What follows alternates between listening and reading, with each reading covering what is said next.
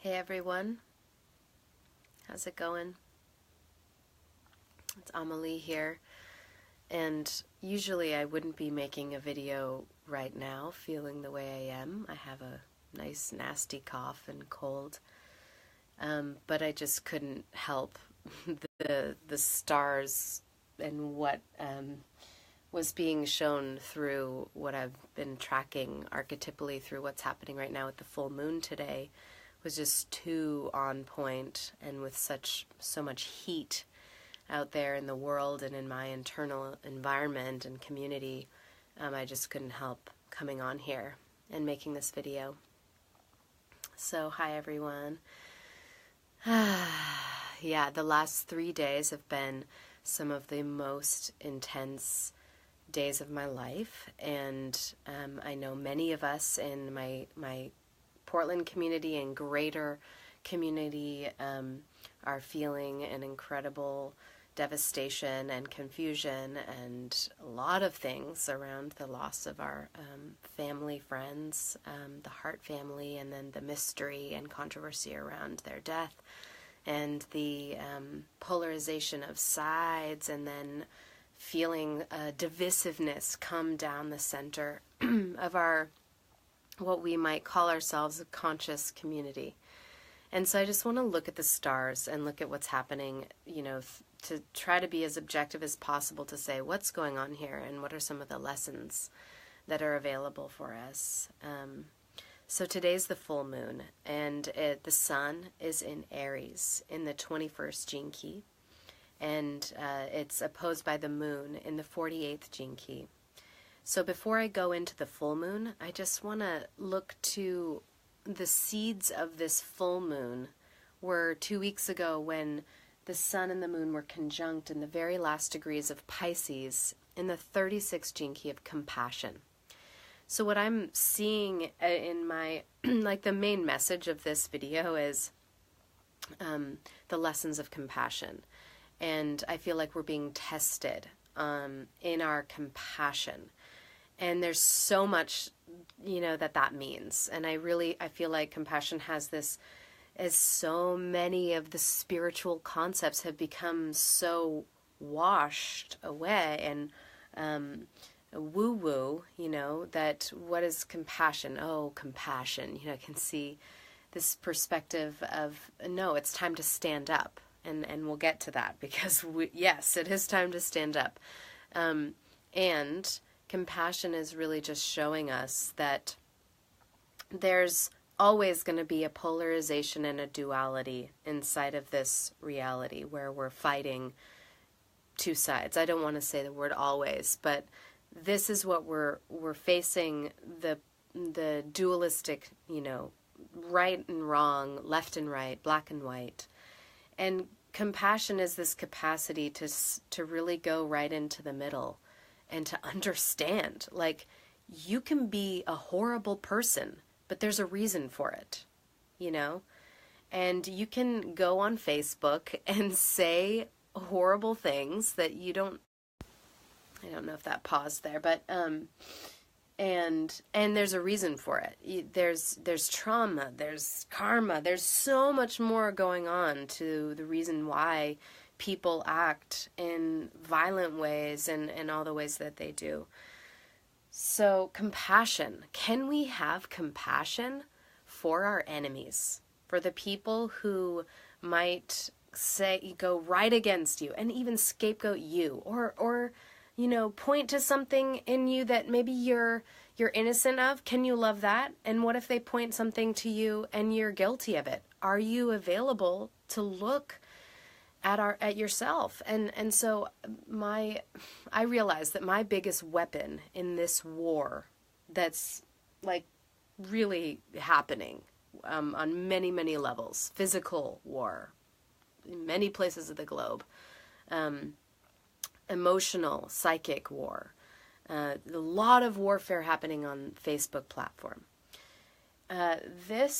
The greatest weapon that I can carry in this war is taking full responsibility for my shit, for my stuff. And what that looks like to me is that, yeah, okay, I might get reactive and defend myself a little bit, But in a pause, I always can back up and see how the person who triggers me is representing an aspect of my shadow consciousness that I'm not willing to see. And so can I actually open up and welcome in, even if I don't believe what you're saying or agree with you, can I have a different stance? Can I kind of, open myself a little bit more, breathe a little deeper, and recognize that I'm not pushing against you. It's really just showing us our own relationship to the shadow. And spiritual bypass is a huge topic of concern. Spiritual bypass is a major thing that happens inside of spiritual community. And it's also insidiously subtle inside of our own psyches. Spiritual bypass is my discomfort or tendency to want to kind of shy away from pain or shy away from seeing the things in the world or about myself that I don't want to see.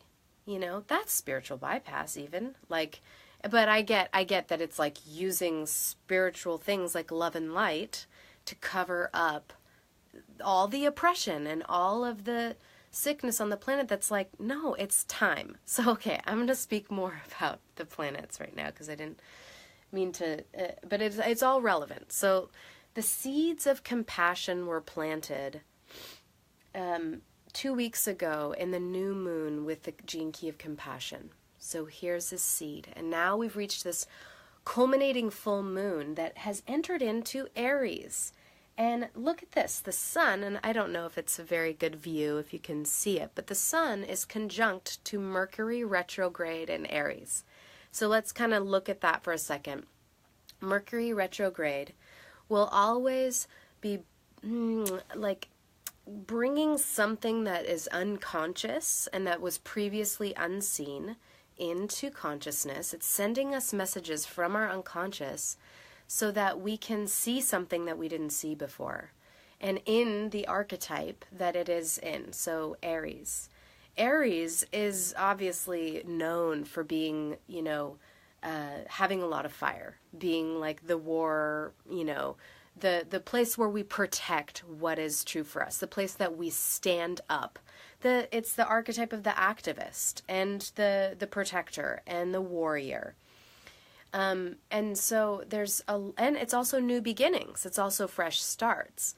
So with this Aries Mercury retrograde coming into conjunction with the full moon, that is a test of the new moon seed of compassion, we've been given an incredible amount of fire to work with here and to come into, there's so many lessons at play in terms of what is our role, what is my personal role in the world that is broken out there, in a world where injustice is all over the place, and in a world where our social media has become such a tool of divisiveness that we're not even having real communication.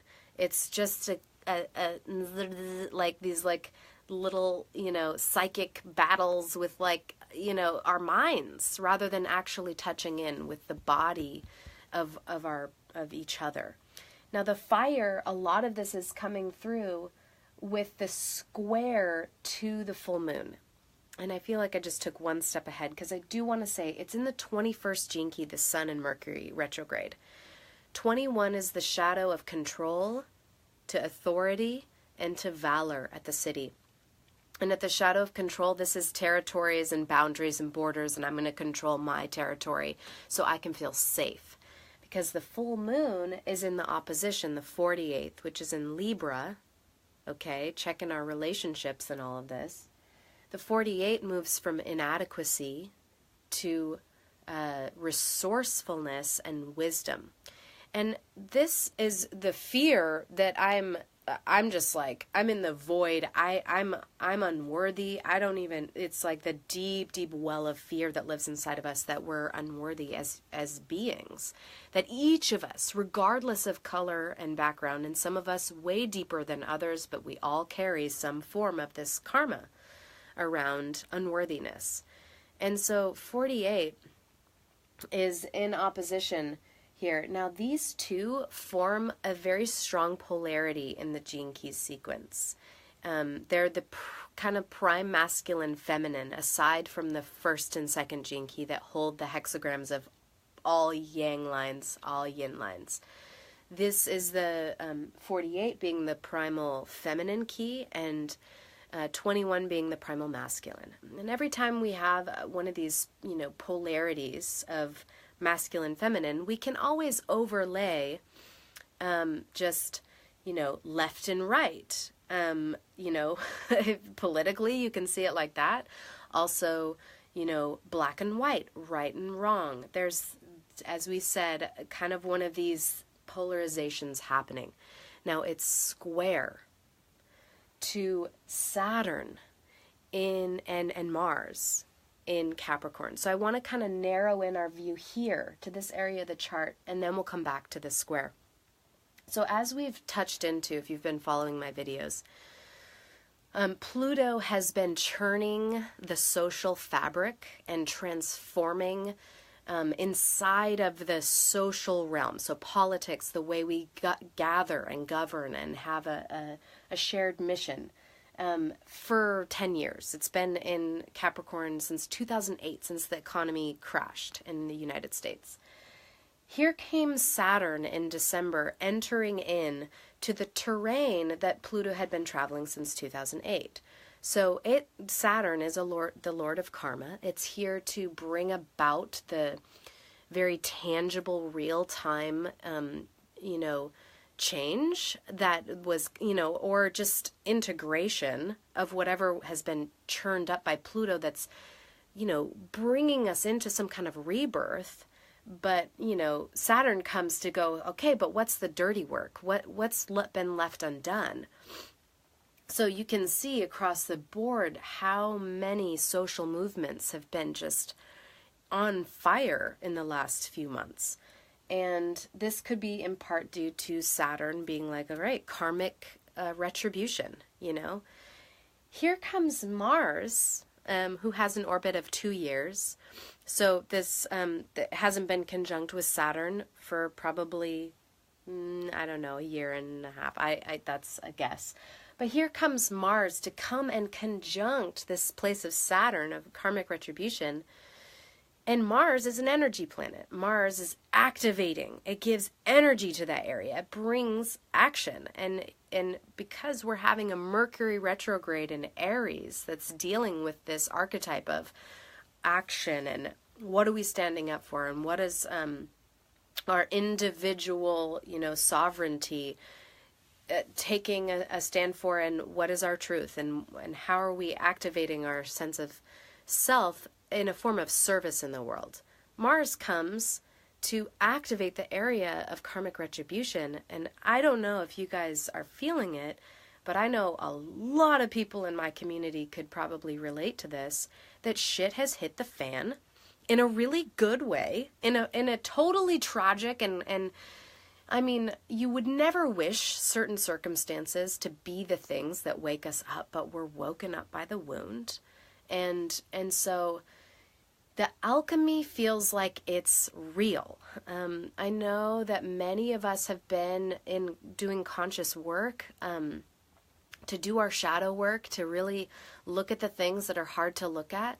And we've been training in a sense, and you may disagree because you may have been out there on the front lines doing a lot of freaking good work and hard alchemizing, and I commend you. And I know in our own ways we all have. We've been meeting our lives with some level of heroism and some level of total fuckery and victimhood, but we are showing up with as much consciousness and awareness as we can. But what I'm feeling is like the alchemy on a community level, on a social level, at least I can say for my close kin here in Portland and beyond, it's like, okay, the alchemy is real. It's time to actually meet these difficult places inside of ourselves and in our interrelationships that need to be addressed. So the square to the moons has given us this greater opportunity to either keep pointing and blaming and fighting and being pissed at the other side. You know? I mean, there's so much of the unprocessed shadow where people don't have the capacity to process the pain inside. It gets pointed as arrows, and there's a lot of things being said that are hurtful. And I know that I trust that that's part of the process. I have compassion for those arrows. I understand. I shoot arrows at my husband sometimes, and then, oh my God, I see what I've done. And I feel that it's really important as a white woman to acknowledge my privilege, that I don't live under the same kind of oppression as people of color. So in a lot of what this has brought me to and pointed me to is to actually utilize my privilege in service for, working on this injustice, leaning into the discomfort. And here's what I've learned from certain teachers and amazing people in my life is that there's an ideal of us healing and hearing each other and compassion. But we have to be willing to go through the pathway to get to that ideal.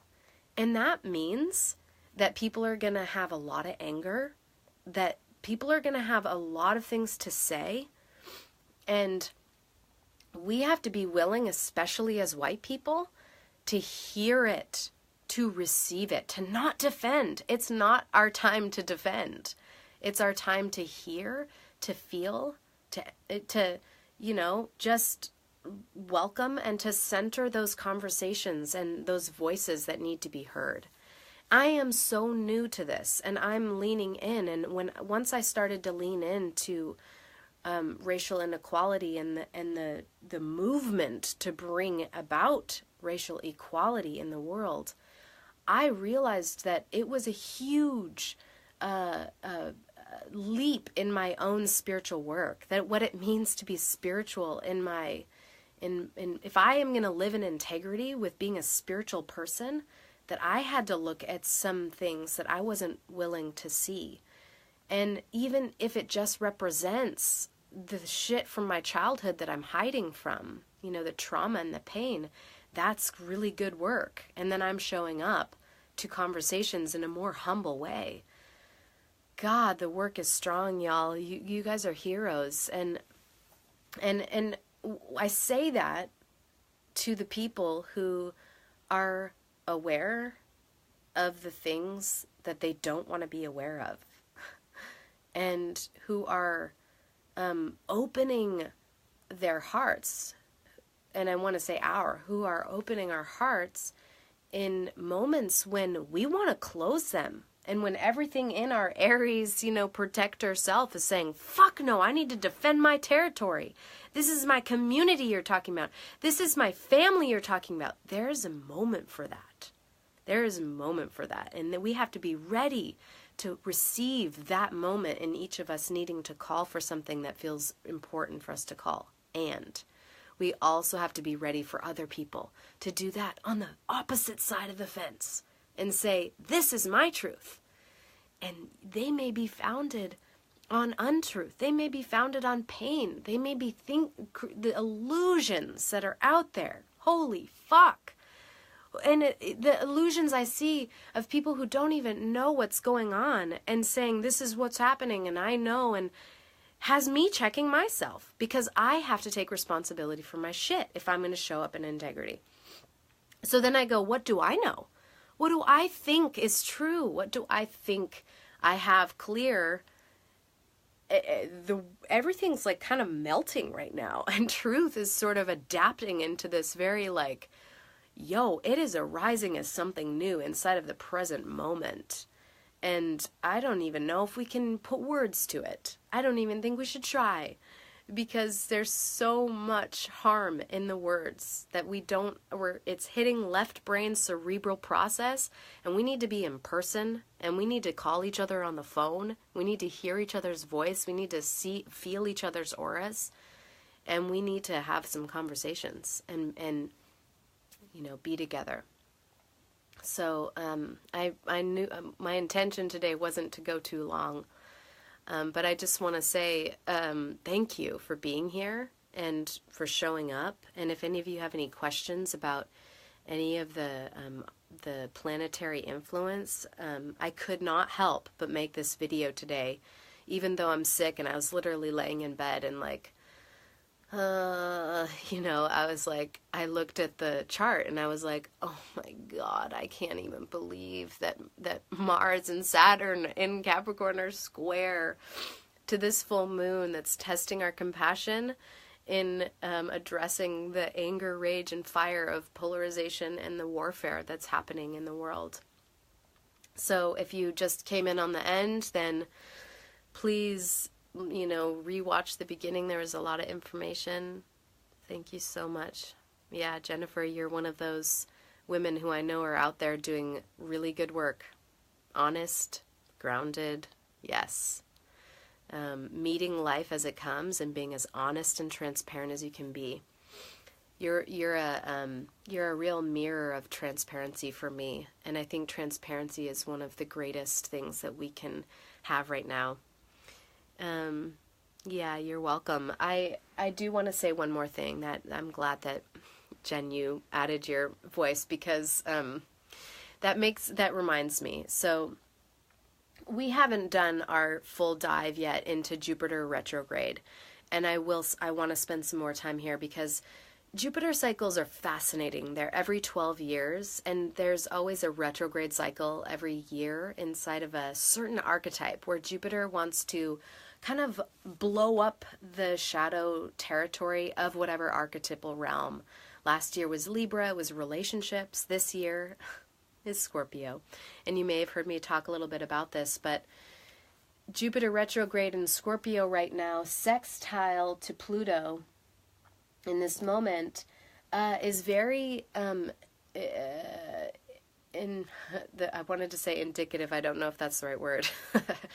It's very telling for the exposure of secrets, things that have been under the surface and kept from hiding, and like aspects of ourselves that we haven't wanted to see, or, literal secrets that were underground, parts of the inner workings of our lives, or bigger social movements that have been underground are being exposed. They're being brought out. And it's all for the sake of clearing shit out and starting those conversations, those difficult conversations, and coming into transparency so that we can build trust. Because Scorpio is,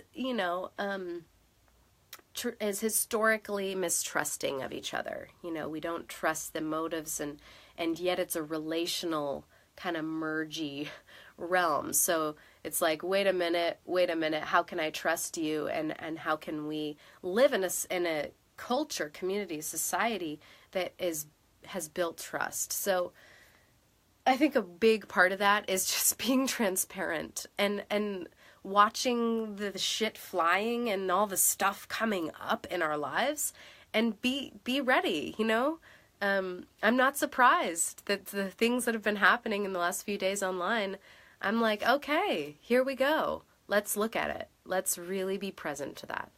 So, again, thank you all for being here, and please watch the rest of the video if you came at the end, because there's some really good stuff about this full moon. So much gratitude to each of you for doing your incredible work in the world. You're my inspirations. I'm looking at some of your names and seeing just, fuck, thank you.